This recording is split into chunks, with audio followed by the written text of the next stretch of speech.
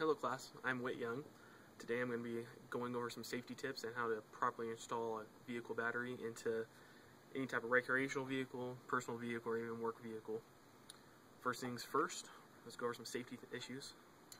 The very first safety thing you want to remember is always make sure the vehicle is in the off position before you start any of this, so you don't get electrocuted.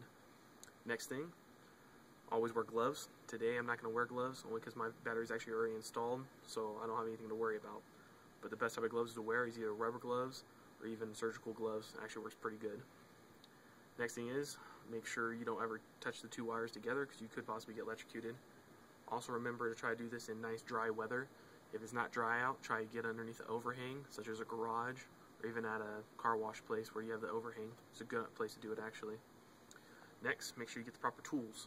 Tools are a very important thing. So you can get a wrench or pliers. I'm going to use a wrench today because it's just easier. Just depends on the battery terminals and everything you have and what you have at your disposal.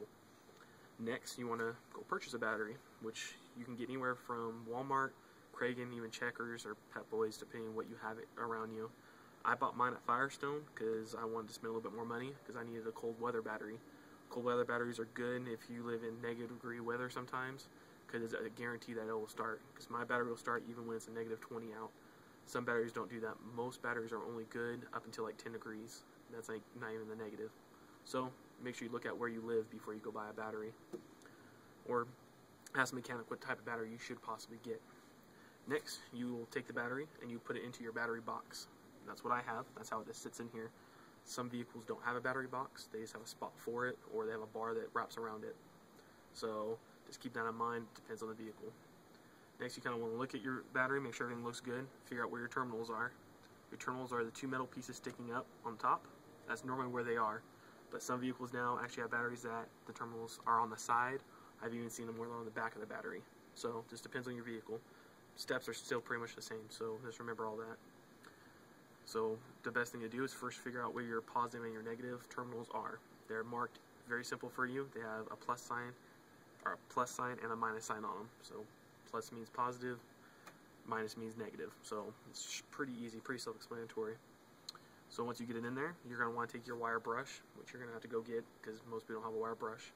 You're going to scrape around the terminals. What this does is cause more friction when you connect the wires to the battery. This way you get good connectivity to the battery and the car or truck or whatever you have. So that's a very important step not to forget. Next, you're going to once again locate the negative terminal. So look for the minus sign. Alright, we found it. Next you want to find the black wire. This is the ground wire. So you're going to grab the ground wire, which is right here, the black one. You're going to take it, put it on top of the terminal, and make sure it's nice and stuck on there. Then you're going to take your wrench or your pliers, whichever you have. You're going to tighten it down. You want to keep tightening it until it's nice and stuck on there. Very important that you don't over tighten it because it can actually break the terminal off, which you would have to buy a whole new battery. It is rare for it to happen, but it is possible, so just keep that in mind.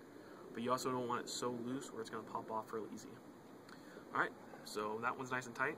We're going to check it. It doesn't move, so we're good for now. Next, you're going to find your positive again, or your hot wire. Hot wire is always red. So just remember that. Fire is hot, so hot is red. So we have that. Most batteries do have a cover over the positive for safety reasons, because they're all about safety. So we're going to pop that off. Just move it to the side. And you have your terminal just like the ground one. You're going to attach it. And once again, you're going to take your wrench or your pliers, whatever you have, like I said, tighten it down. Alright, nice and tight. We're going to check it out. Alright, it's tight. Not too tight though. We're good. One safety tip to remember, as I was tying them both down, I made sure I never touched each side. You always want to touch one side at a time. This prevents you from getting electrocuted. Because if I would be cranking down the positive wire and then I touch the ground wire, you become a circuit. And therefore you can get electrocuted, which you want to make sure does not happen.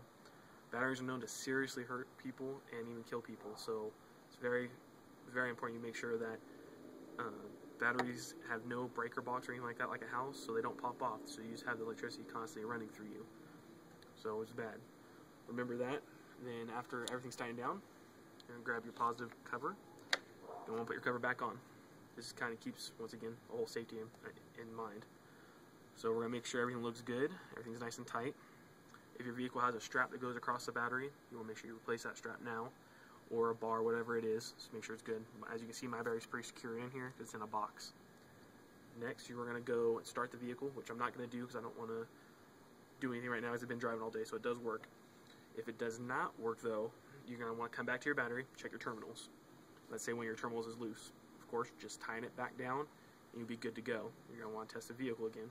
If it still doesn't start, if you have a voltage meter, grab that out and then test your battery. All you're going to do is take the voltage, connect the two things, and see how the volts coming through the battery. Still doesn't work, and everything looks good, best bet, take it to a mechanic, because they're actually trained professionals and know how to do it and diagnose any issues that your vehicle could be having besides the battery.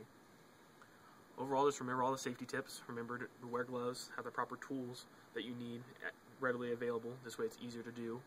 Make sure you never touch the two wires at the same time because you don't want to get electrocuted. Always, always have your vehicle off while doing this. That's probably the most important safety step, if you remember anything from this speech, is remember, vehicle has to be off before you start it. All in all, that's pretty much how you install a battery into any type of vehicle that you own or use. So just keep everything in mind that I told you. Go step by step, and just remember safety is key to everything you do. Alright, thank you for your time, and if you have any questions, just email me. Thank you.